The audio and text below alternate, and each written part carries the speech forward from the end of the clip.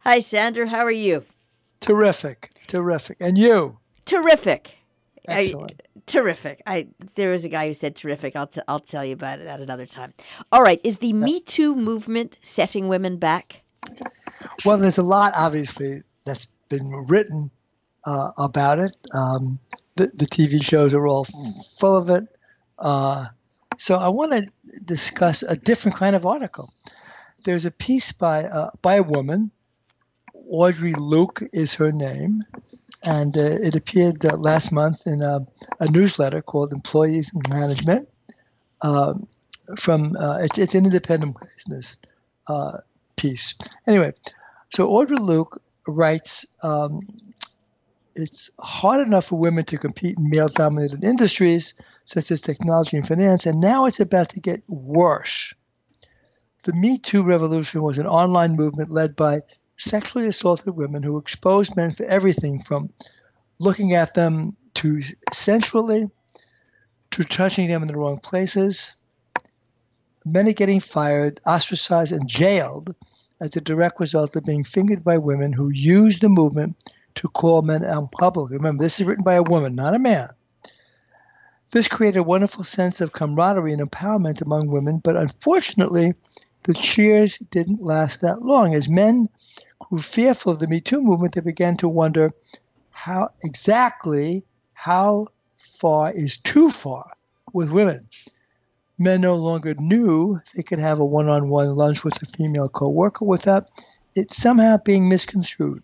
So here we go, a new era that will soon embrace the not me movement by men who refuse to get caught up in the vicious web of the Me Too movement created. Okay, so of course, lawyers, before I go on, lawyers are very much involved with this now. They're making a lot of money getting, words out to women. If men touch you in the wrong place, they say the wrong thing to you, give me a call.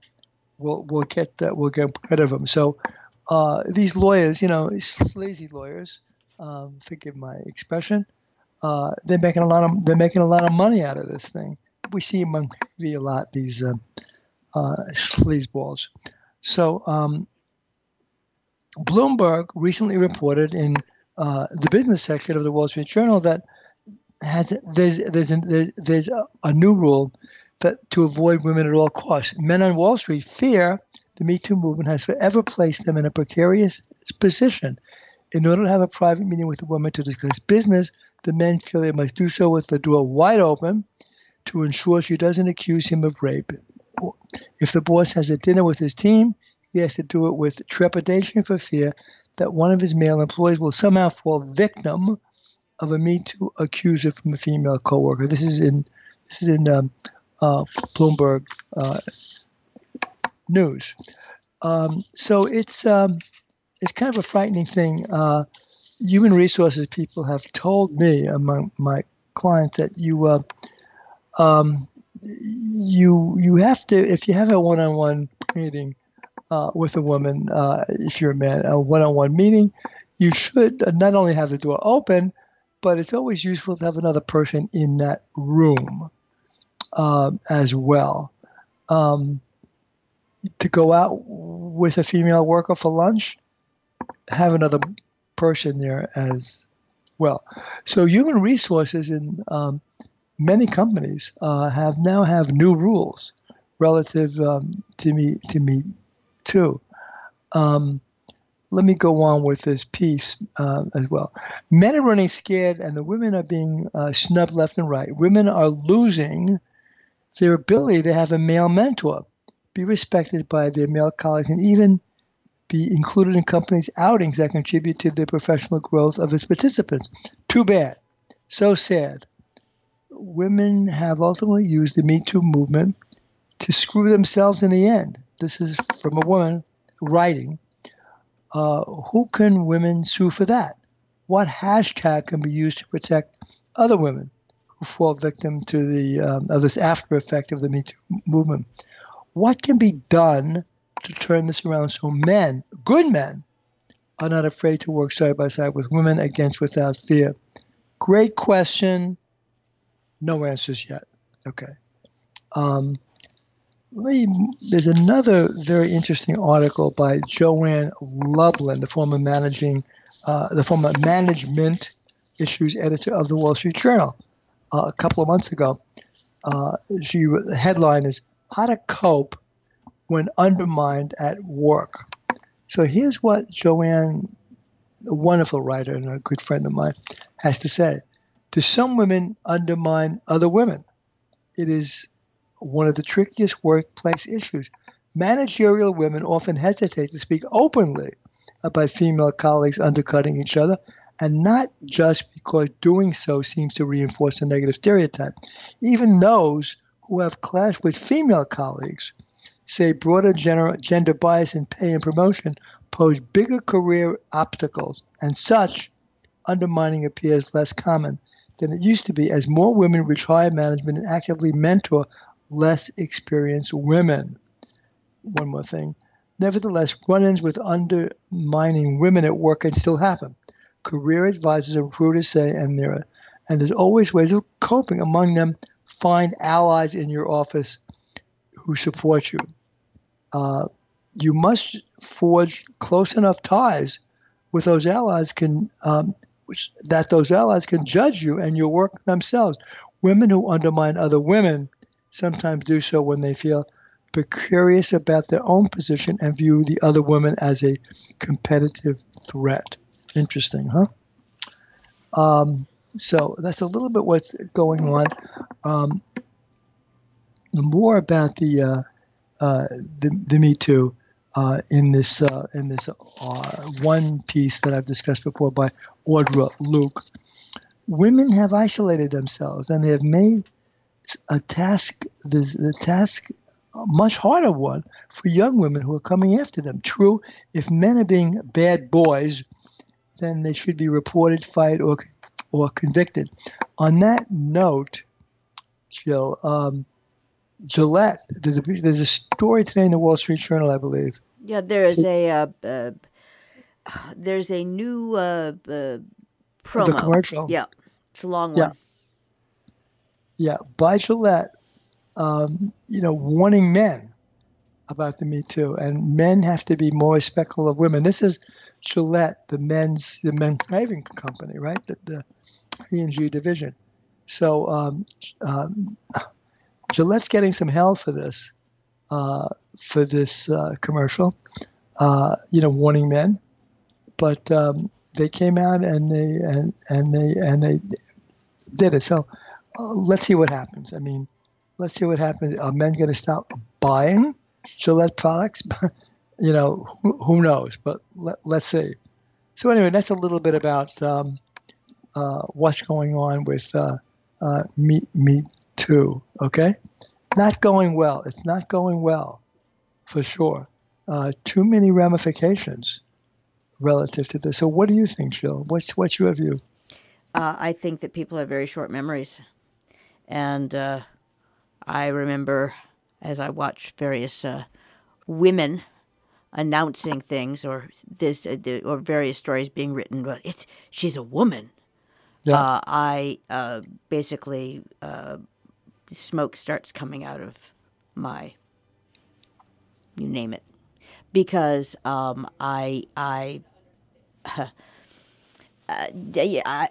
came up at a time where it didn't matter what you are. If you were good at it, then you got considered. And there have been women running for president for how many years? There have been women CEOs. Now, by the way, I'm not addressing the abuse aspect. Yeah. And I'm not addressing the was euphemistically referred to as the glass ceiling aspect. Yes.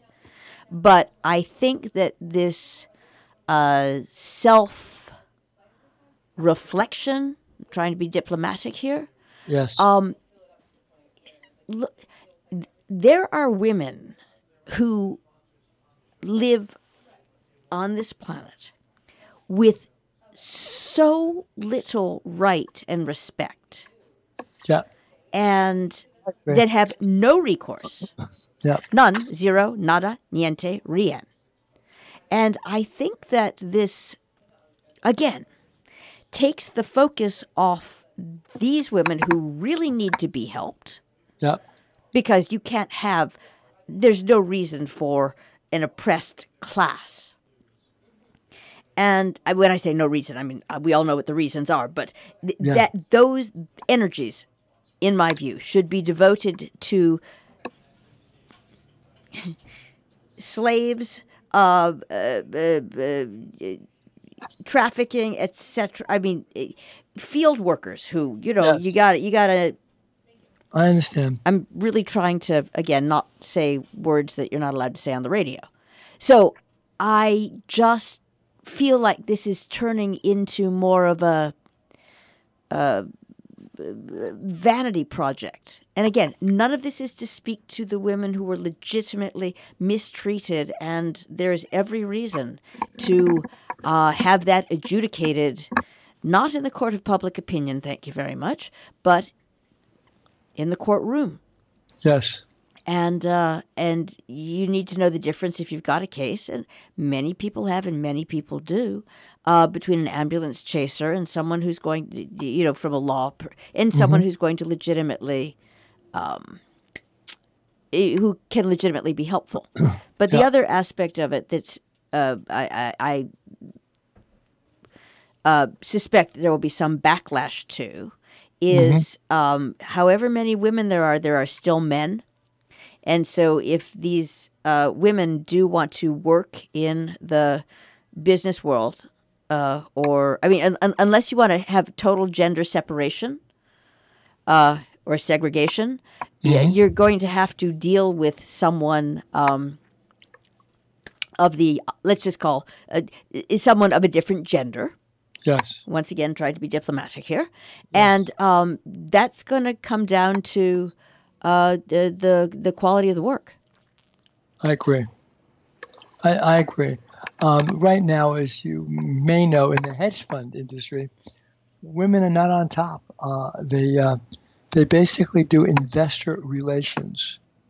That's basically their job within hedge funds. They haven't reached the top yet where they can actually trade.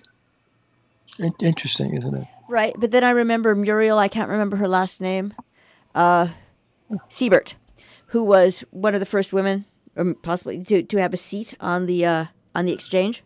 Yes. And I think that I don't believe in can't, don't. I believe that there is a great deal of unfairness, but I also believe that if you are competent and if you know what you want, yes, you rise to the top. I mean, yes. No one's sitting playing the violin for Anna Wintour. Yeah.